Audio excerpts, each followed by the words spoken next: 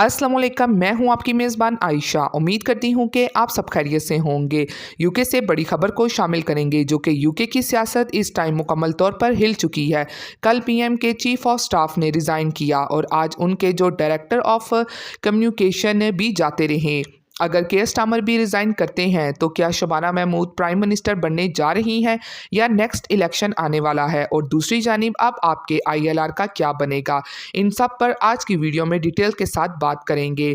तो रिक्वेस्ट यही है, वीडियो को लास्ट तक देखिएगा और अगर आप चैनल में न्यू है तो लाजमी तौर पर चैनल को सब्सक्राइब कीजिए, वीडियो को लाइक कीजिए और शेयर कीजिए। तो चलिए टाइम को वेस्ट किए बगैर बढ़ते हैं आज की अहम अपडेट की जानिब।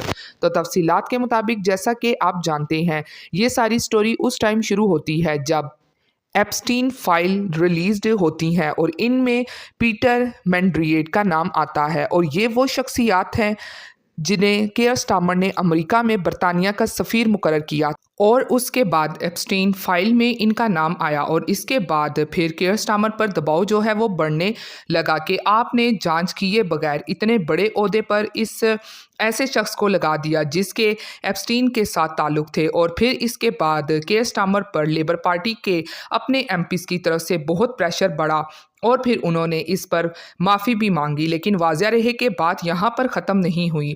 तो कल केयर स्टामर के चीफ ऑफ स्टाफ ने रिज़ाइन कर दिया और इस जानिब से उन्होंने कहा कि मेंडलसन की अपॉइंटमेंट जो थी वो सारी मेरी ज़िम्मेदारी थी, मैंने इनको अपॉइंट किया था और मैं ही उसका ज़िम्मेदार हूँ, इसलिए मैं इस्तीफ़ा देता हूँ। जबकि दूसरी जानिब कहने वाले ये कहते हैं कि केयर स्टामर ने अपने आप को बचाने के लिए चीफ ऑफ स्टाफ का इस्तीफ़ा लिया और फिर यही नहीं बल्कि 2 घंटे बाद डायरेक्टर ऑफ कम्युनिकेशन ने भी इस्तीफ़ा दे दिया है। मतलब कि रिज़ाइन तो ऐसे आ रहे हैं जैसे इस्तीफ़ों की बारिश हो रही हो और अब लेबर पार्टी की तरफ से केयर स्टामर पर भी प्रेशर इंक्रीज़ होता जा रहा है कि वो भी स्टेप डाउन कर जाएँ। और इस जानिब से न्यूज़ सामने आ रही है कि अगर PM care Starmer step down करते हैं तो फिर इस सूरत में शबाना महमूद पहली यूके की मुस्लिम लेडी प्राइम मिनिस्टर बनने जा रही हैं। तो वाज़ह रहे कि ये बहुत बड़ी खबर है। जबकि दूसरी तरफ नजल राज ने यहाँ तक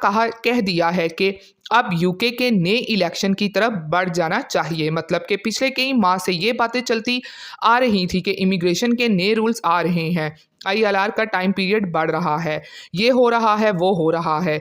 तो अब वो सारी बातें, वो सारी स्टोरीज़ अब एक साइड पर रह गई हैं। तो अब यूके की सियासत में सारी सूरत हाल मुख्तलिफ हो चुकी है। अब आईएलआर के रूल्स का क्या बनेगा, इमिग्रेशन रूल्स का क्या बनेगा, क्या होगा, तो अब ये सारी चीज़ें सफ़ानी हो गई हैं। तो बस अब सूरत हाल ये है, देखने को मिलने वाली है कि केयर स्टामर पीएम रहते हैं या नहीं, या फिर नेक्स्ट इलेक्शन आने वाला है। तो ये आजकल अपडेट्स चल रही हैं यूके की सियासत में।